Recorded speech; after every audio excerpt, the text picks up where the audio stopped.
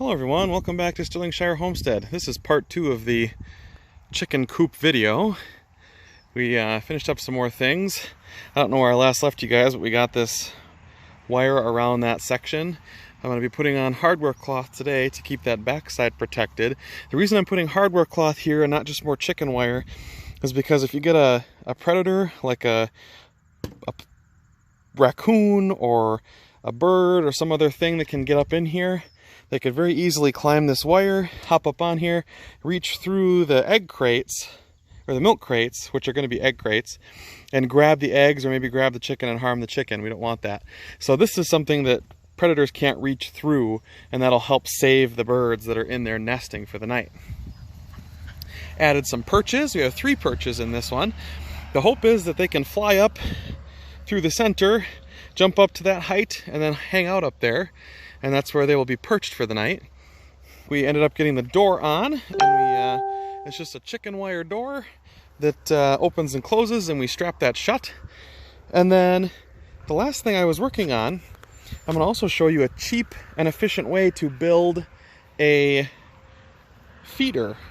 So you take a 5-gallon bucket, any plain 5-gallon bucket will do, and you drill holes in the sides. I use a 2.5-inch hole saw. And after I drilled holes in the sides, I took, this is the bottom of a resin planter. It's like a water holder or a water catchment for if you have a pot, an outdoor potting plant, and you keep that bottom part, and you take that bottom part and you use that as your base, and you drill through the bucket and through the planter, and those hole saw bits, save those because you can use them as extra support on the bottom of your planter. And then after that, you fill this with chicken feed. You put a regular standard 5-gallon lid over the top so the stuff that's above the hole stays dry, and the stuff that the chickens eat gets taken out right away. If it's wet, they'll eat wet food. No big deal about that. And then you are set, and you hang it up by the handle. So if you're looking for a cheap way to make a huge 5-gallon feeder, that's going to last my chickens probably a good 2-3 weeks with that much feed in there. I only have 12, so it's not that many birds.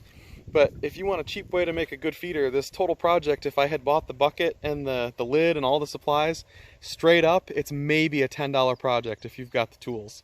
So absolutely worth doing it that way.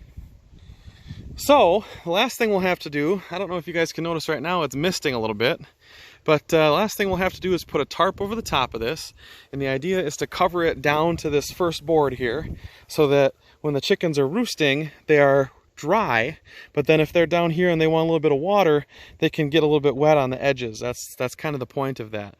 Chickens really don't need that, but it is kind of nice to be able to let them go outside in the rain, because that is where they live, outside. But there you go. So that's where we're at now.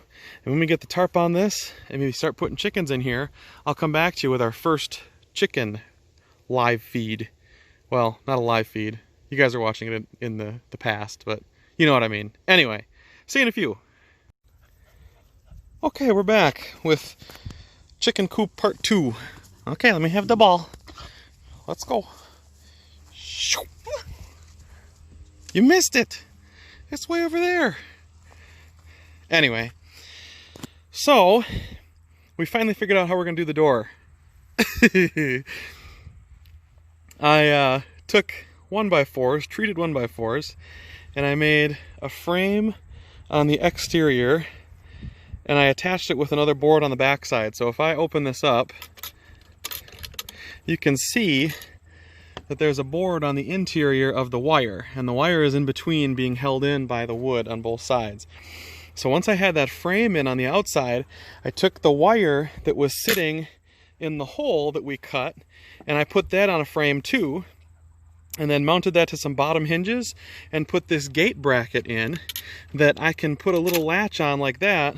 So if raccoons try to open this, it's a two-handed operation, and it's an easy way to keep them out, but a very easy way to access eggs. So if I still want eggs, I can still pull this crate through here, grab the eggs that I want, push the crate back in, set it off to the side, and an easy close, just like that, shabam.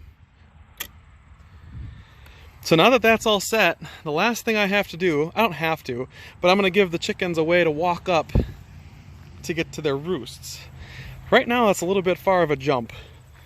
So looking in from this side, you see how high those roosts are. That's probably about 3 feet. So that's up there a ways. So I'm gonna take that board and run it from this side on the high end and make it go down on this side of the low end, and I'll attach some strings on the left-hand side.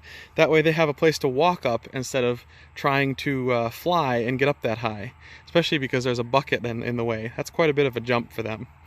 So we'll get that done, and then we'll be set. That'll be the last thing we have to do, and then we'll be good. Oh, and one more thing we added. We added a mineral feeder. Normally it's for goats and cows and things, but we're gonna put grit and oyster shell in there. Really? Another one? Okay, give it here then. Okay, give it here. No. Give it here. Hey. Ah. Okay, let go. Let go. Come on. Ouch. Oh, what was that? No growls. Anyway, we'll see you back here in a few.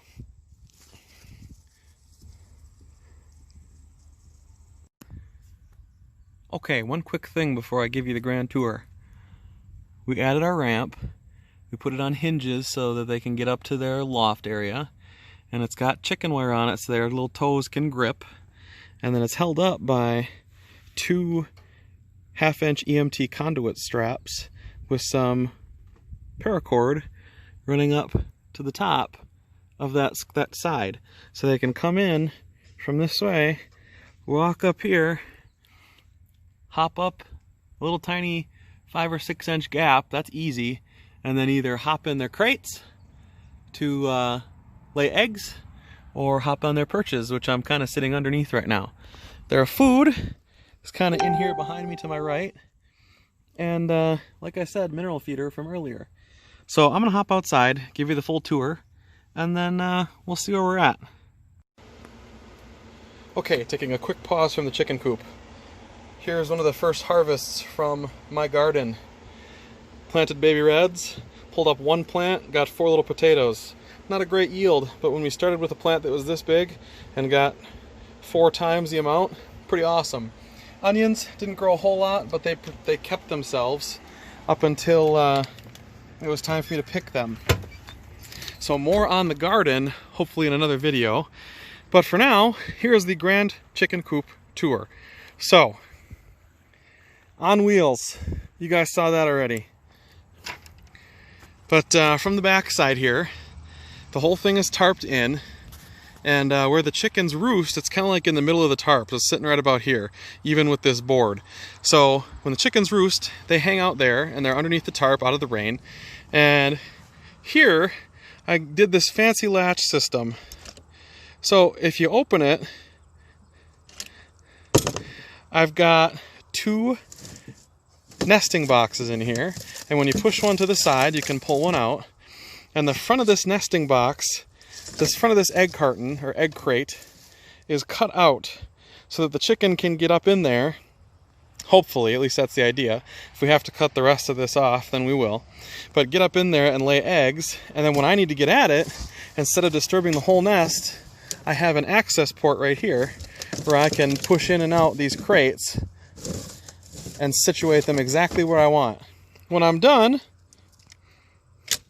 I latch that back in, and then I put this piece on so that if a predator tries to open this, they can't. It stays locked, which is good. So then we come around here. One side, you can see how the tarp is situated on there. And you can see from underneath, there's the back side of their, I'm going to call it the chicken escalator, the chick-scalator. And my homemade feeder. We have their mineral feeder. I topped that off with some oyster shell and some number 2 grit. And then here's the inside. We're going to take a step in. So This is just tall enough that I can stand up all the way when I am in the center, which is excellent. Makes it so when I'm accessing their feed bucket or other things that I can do it real easy. So let's get in here past the sun, and we're in the shade now. And you see their rungs. They have 3 rungs, 1, 2, and 3. And there's 2 nesting boxes. Those boxes right in the back, like I showed you earlier. The thing I added a little walkway, the chickscalator, so they can get up and onto their perches without having to fly up, because a lot of things are kind of in the way in this coop. But it was really easy. I took some EMT clamps, conduit clamps. I'll zoom in on that right there. Put some string around it, some polypropylene string, and tied that up, and so it's off the ground. So if I want to move it, that chickscalator, the chicken ramp, doesn't get in the way. And then I put it on this side with some standard hinges, some barn door hinges. And that's what holds that ramp up and off the ground. Doesn't hold it up very high. It holds it up just enough so that when we're moving this, that it doesn't hit the ground and that the chickens can still use it. And then, coming to this side, you get the other view. That portion's completely closed, and we tied it all off with bungee straps. And then the only other thing is the door on the front. So I'm going to give you guys kind of the tour on how to close this now. So I like to start with the top. So I take the top and I come over, I hook it in, and I hook in this other section too, just anywhere on the chicken wire. It's so easy. You do that with all the other straps. There are 3 more. There's a bottom one here, it's kind of hanging off right now. There's one here, and then there's one that actually goes around the wood to make sure that bottom is sealed off from predators. And then all around the edge of this, we have a skirting. There's a chicken wire skirting, and we're going to take probably about 4 or 5 tent stakes and just push those in so that if we get coyotes or something at night, that they can't dig under that without digging out a whole lot of dirt. So that is the mobile chicken coop. Hopefully we will have chickens in it very soon. And for those of you who watch the channel and have stuck around till the very end of the video, thank you very much. If you like what we do here at Sterlingshire Homestead, give this video a thumbs up. And if you really like us, please consider subscribing and hitting the bell so you get notified when we put out more videos. But for now, this is the chicken coop, mobile chicken coop here at Sterlingshire Homestead. Thanks for watching, everyone. See you next time.